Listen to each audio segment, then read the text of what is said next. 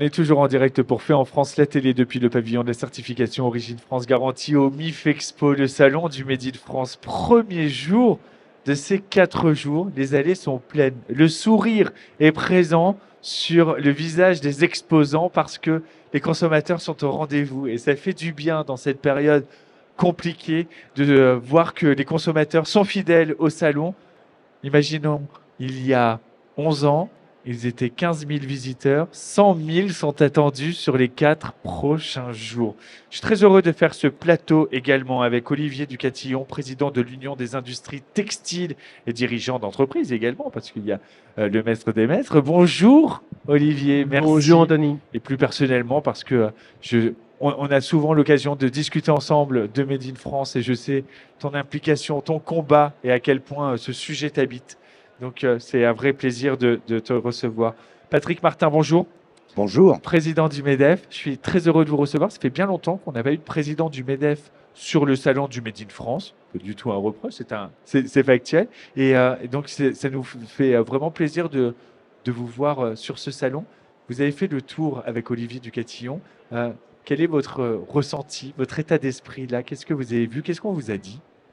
Alors, je me permets de compléter, président du MEDEF et entrepreneur moi-même. Parfait. Français, implanté en Évidemment. France, plus de 3000 emplois en France.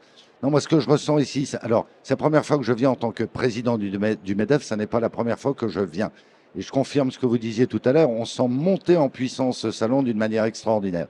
Moi, ce que je ressens, c'est qu'il y a une énergie incroyable sur tous les stands que j'ai vus, des entrepreneurs incroyables qui ont, je dirais, une forme de foi. Enfin, une foi raisonnée. Hein. C'est pas un acte de foi que de vouloir produire en France. Il faut que ça repose sur des fondamentaux.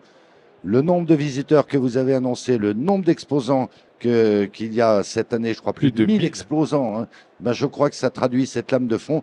Et moi, en tant que président du MEDEF, je suis très attaché à ça, à produire français, à produire bien sûr dans des conditions compétitives. Ça revitalise nos territoires, ça crée de l'emploi de qualité, ça crée de la proximité en termes d'économie circulaire aussi. Ça coche toutes les cases.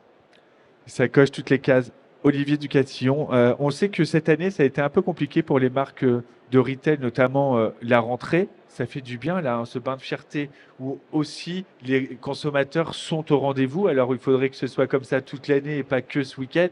Mais ça apporte aussi un peu de respiration. Une respiration et surtout que le message doit être, on est peut-être sur un plateau parce que la consommation n'est pas au rendez-vous, parce que les entreprises ont quelques difficultés, mais quand on voit cet engouement, les ondes positives et l'énergie, comme disait Patrick, on peut se dire que le Made in France va encore être là demain, va encore être là après-demain. L'attitude des consommateurs change, les appétences, les attentes sont là. Donc ça fait effectivement du bien de voir tout ce monde autour du Made in France. On sait que c'est important, on sait que les attitudes ont changé. Maintenant, on vit une période où, effectivement, on est sur un plateau, mais ça ne veut pas dire que le Made in France est remis en question, bien au contraire. C'est quoi l'état des lieux en ce moment de l'univers textile, l'état des lieux de l'univers textile en tant que président de l'Union des industries textiles?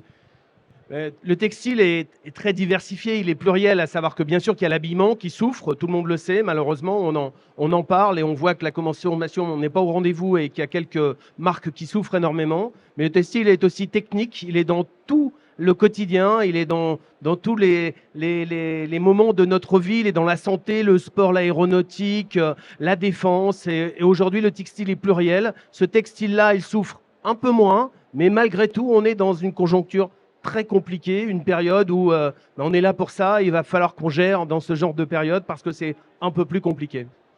On a une image d'Épinal du MEDEF, souvent on l'associe simplement à la finance. Quand on est au salon du Made in Cœur, on peut s'associer au du Made in Cœur. C'est beau, ce salon du Made in France et non pas du Made in Cœur. On peut aussi l'associer finalement à cet engagement humain et sociétal. C'est-à-dire que, et votre présence en est la preuve, l'important de fabriquer en France, l'important de soutenir les entrepreneurs qui ont des projets pour une souveraineté industrielle, une souveraineté entrepreneuriale aussi. Alors, je voudrais rappeler que le MEDEF, c'est 190 000 entreprises. Alors, globalement, c'est 10 millions de salariés, mais l'effectif moyen d'une entreprise adhérente du MEDEF, c'est 50 salariés. Bien sûr, on s'honore d'avoir Total, d'avoir Danone, etc., mais on a beaucoup de PME, de TPE. Bien sûr. Mais surtout dans tous les secteurs d'activité et avec une grande proximité territoriale. Donc on est évidemment attaché à la prospérité économique française. au produire français. Et on essaie autant que faire se peut, je crois qu'on y parvient en bonne intelligence avec les fédérations, l'UIT au premier chef, de réunir les conditions qui permettent de produire français dans des conditions de compétitivité. Réglementation, fiscalité, formation, financement, etc. On a encore à progresser, mais quand même, notre pays est allé plutôt dans le bon sens. Et puis, on essaye aussi de finalement mettre les consommateurs, et en tant qu'entrepreneurs, nous sommes aussi consommateurs, face à leurs responsabilités. Dire, on veut produire français, oui, mais il faut aussi acheter français. Et donc, au cas par cas, quand on en a les moyens, et c'est généralement vrai, eh bien, on fasse l'effort d'acheter français parce que c'est mieux et puis parce que c'est vertueux. Est-ce que ça veut dire que un mouvement tel que le vôtre, avec l'importance qu'il a, la résonance, l'oreille des décideurs qu'il a, est-ce qu'il pourrait agir justement sur la baisse de cette charge salariale qui pèse tant? Parce que quand le consommateur dit le Made in France est plus cher, parce que déjà ça coûte plus cher un produit qui sort d'une usine en France par les charges. Est-ce que c'est quelque chose sur lequel vous pouvez tenter de faire entendre raison? Alors, je pense qu'on l'a démontré, mais à nouveau, c'est collectif. 99 fédérations professionnelles dans les rangs du MEDEF. On l'a démontré, même s'il faut aller encore beaucoup plus loin sur les impôts de production. On est en train de se battre sur le prix de l'énergie, qui est un déterminant, en définitive, de la compétitivité. On le démontre, et moi, je suis très motivé par ça sur les enjeux de formation. Par exemple, on va être très impliqué sur la réforme des lycées professionnels, qui est un enjeu massif pour nos entreprises, pour les jeunes, pour le pays, et ainsi de suite. Donc oui, c'est un éternel combat, mais moi je suis très optimiste parce que il y a une prise de conscience dans notre pays sur la nécessité de la réindustrialisation. La réindustrialisation, elle passera aussi par des usines qui se remplissent et donc on va avoir besoin de main-d'œuvre, on va avoir besoin de former. On le sait que dans l'industrie textile, aujourd'hui, il y a des gros besoins, Olivier, en termes de main-d'œuvre aussi, et que beaucoup de métiers se perdent par manque de formation, mais aussi par manque d'attractivité dans ces emplois. On est aujourd'hui, on recrute, on a des besoins de 6000 personnes pour les 2 années à venir.